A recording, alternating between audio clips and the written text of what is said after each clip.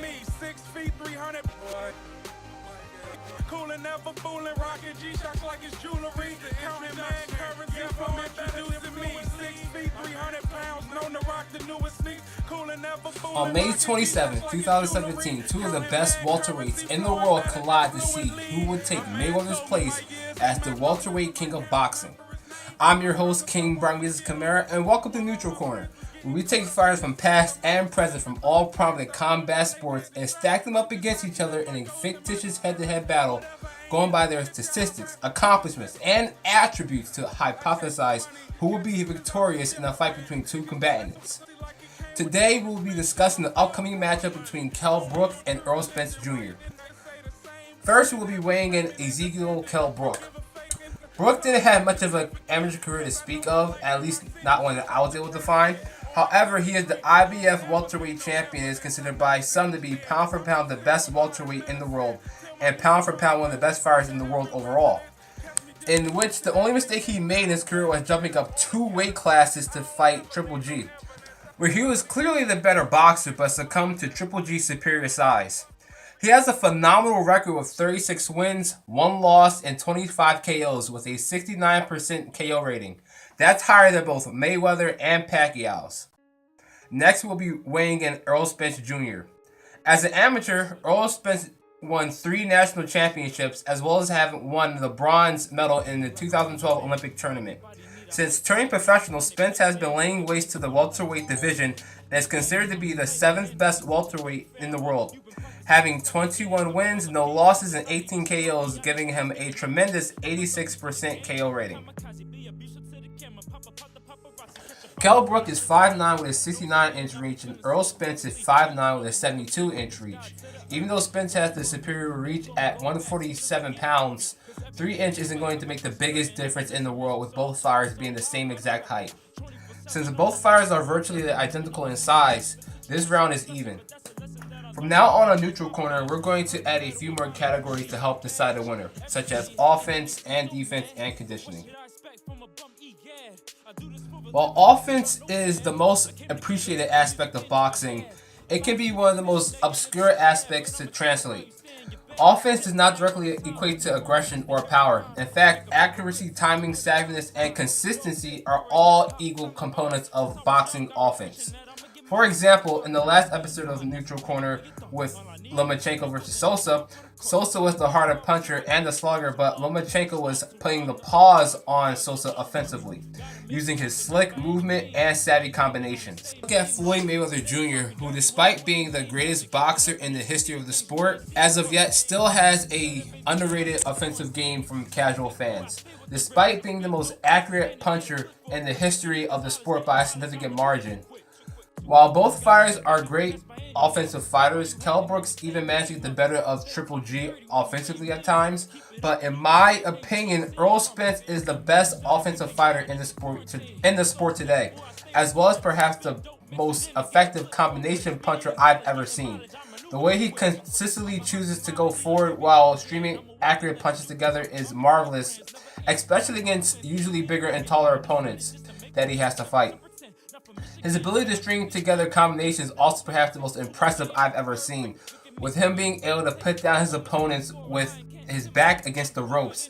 His combination that he throws while backpedaling rivals that of Ray Robinson's, James Toney, and even Floyd Mayweather the Great. Brook was able to outbox every single fighter that he has fought from an offensive standpoint. Even in the case when he fought Gennady Golovkin, it didn't take long for Brook to make Triple G resort to near mindless aggression.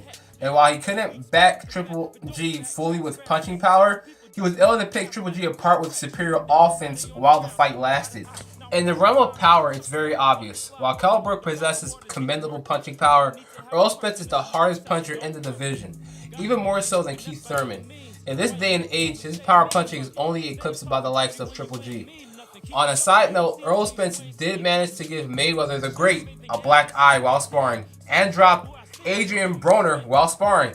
I know that it's not entirely relevant to the upcoming fight, but if you can give Mayweather the Great a black eye, that's saying something, especially about his offense game. I have Earl Spence being the faster combination puncher If it's one thing that Earl Spence lacks is the ability to pot shot with a jab or straight left hand. Kell Brook is slightly faster when it comes to jabs and has a bit more pep in his step when it comes to movement.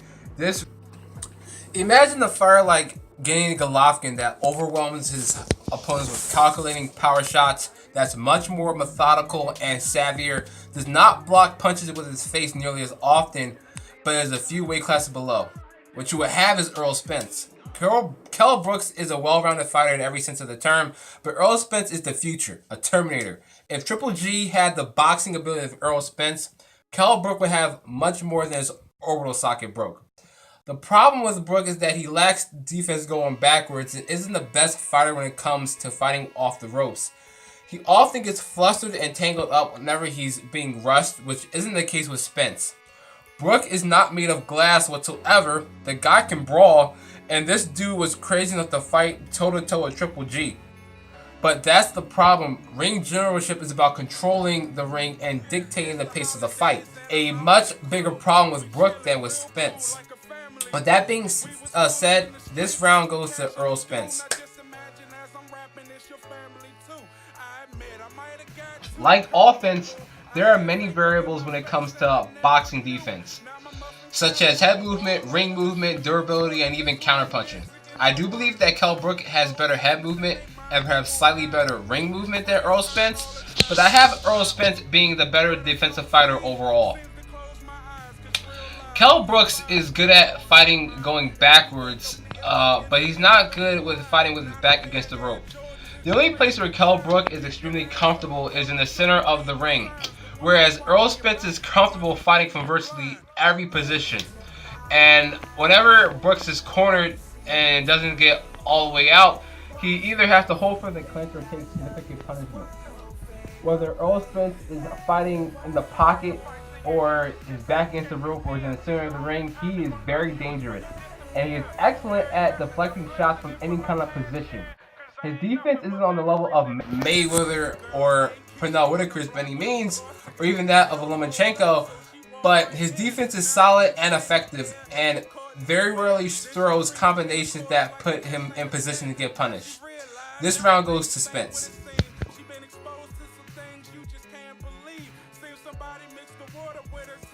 I see this fight going similar to the Spence fight with Chris Algieri. Kell Brook will get his shots in, but will find himself on the ropes more often than he would like. And for the first time, he's dealing with somebody with comparable speed and more defined fundamentals. I would say Kell Brook will win the fight if he can stay on his bike, win the early late rounds on points, similar to how Thurman clutched it out against Danny Garcia, but it's not as good as Thurman fighting backwards. Furthermore, I just see Spence breaking him down with pot shots and combinations to the body, and also being able to counterpunch to anything that Brook can throw at him. Spence with the unanimous decision or late round stoppage. Thank you very much for watching the 5th episode of Neutral Corner. Please leave a like and comment below. Let me know what you guys would like to see in future matchups. Also, links to all the equipment I use for my YouTube channel is in my description below. Do not forget to follow me on Instagram, Twitter, and Facebook, and subscribe to my YouTube channel if you haven't already. And if you like, please support my Patreon page, which is also in the description below. It's your favorite fighter, Brimizes. I will see you guys next time.